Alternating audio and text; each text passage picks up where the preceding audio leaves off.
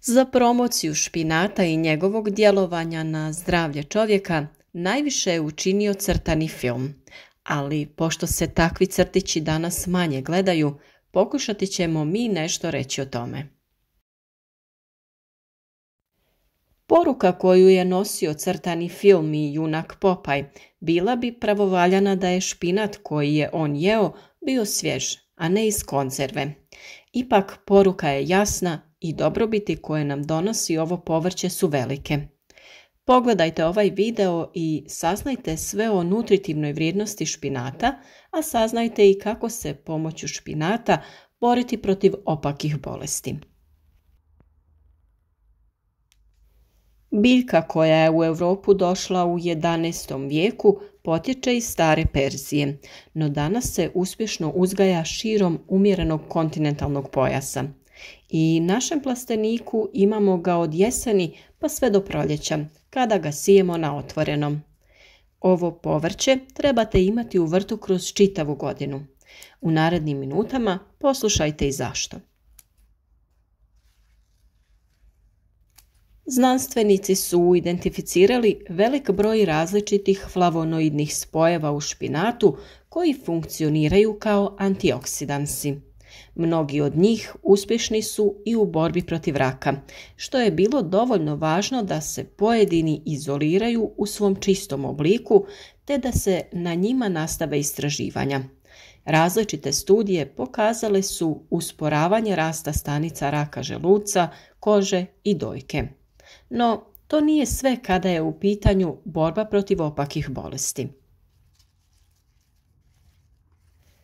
Karotenoidni pigment koji se nalazi u špinatu na dvostruki se način uspješno bori protiv raka prostate.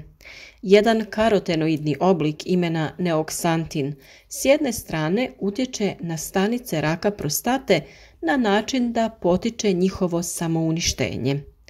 U crijevima neoksantin dodatno metaboličkim procesima prelazi u neokrome koji inhibiraju rast stanica raka. Pored toga, špinat je i prepun vitamina. Samo u jednoj šalici svježeg špinata nalazi se gotovo dvostruko više vitamina K od dnevno preporučenog unosa. Ako je on kuhan, jedna šalica sadržavati će ga 6 puta više. Vitamin K važan je za aktivaciju određenog proteina u kostima koji prihvaća kalcij i tako ga ugrađuje u koštanu strukturu tijela. Osim vitamina K, drugi elementi koji su važni za zdravlje kostiju, a kojih je špinat odličan izvor, su kalcij i magnezij. Špinat je i odličan izvor vitamina A u obliku beta-karotena i dobar izvor C vitamina. Ova dva nutrijenta zaslužna su za najveći dio ljekovitih svojstava špinata, a prvo u nizu je zdravlje krvožilnog sustava.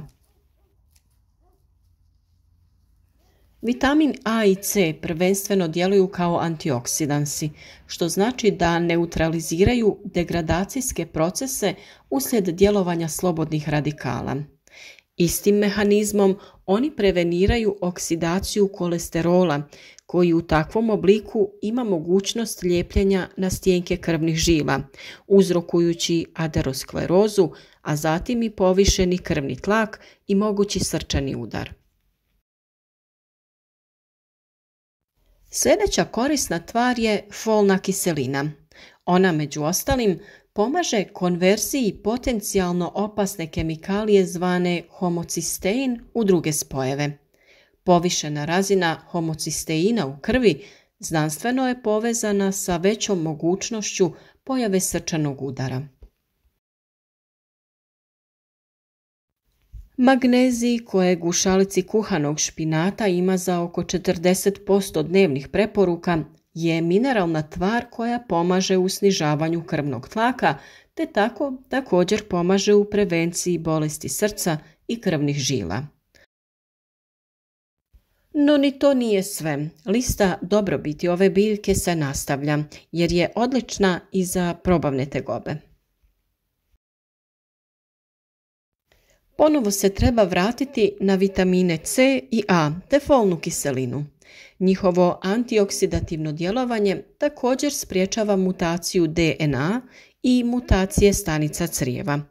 Dokazano je da ljudi koji konzumiraju ove vitamine u dovoljnim količinama imaju znatno manji rizik od obolijevanja od raka crijeva. Alergijske reakcije danas su sve češća pojava. Osim onih klasičnih alergija na koje će većina u prvi mah pomisliti, postoje i mnoge autoimune bolesti koje također uključuju mehanizam alergijske reakcije.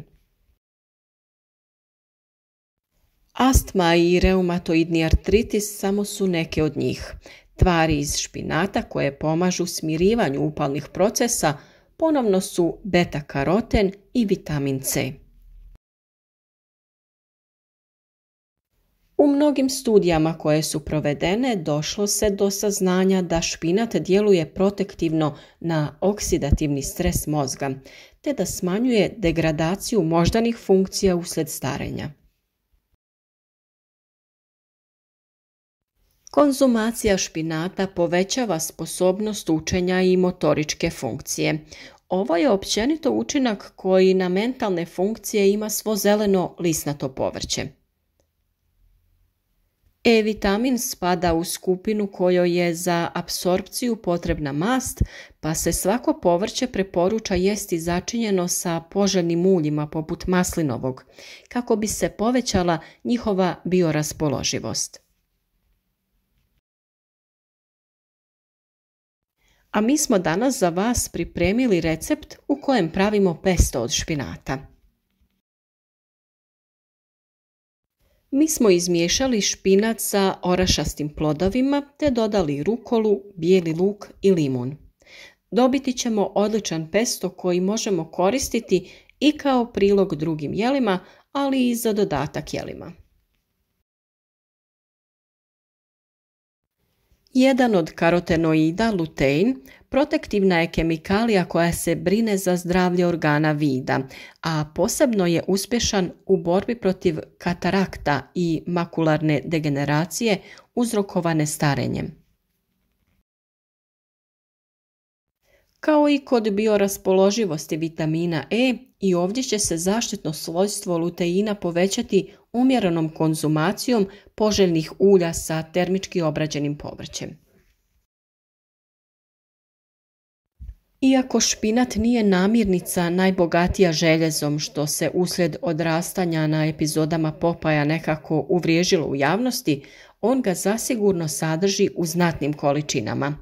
Špinat je kao namirnica daleko poželjniji izvor željeza od nekih drugih, jer ne sadrži zasićene masti, kolesterol te je niskokaloričan. Samo jedna šalica kuhanog špinata daje oko 30% dnevno preporučenih količina željeza. Ipak, kao i kod svake druge namirnice, ne smijemo pretjerivati. Potrebno je znati i sljedeće. Špinat je, kao i gotovo sve namirnice, potencijalni alergen.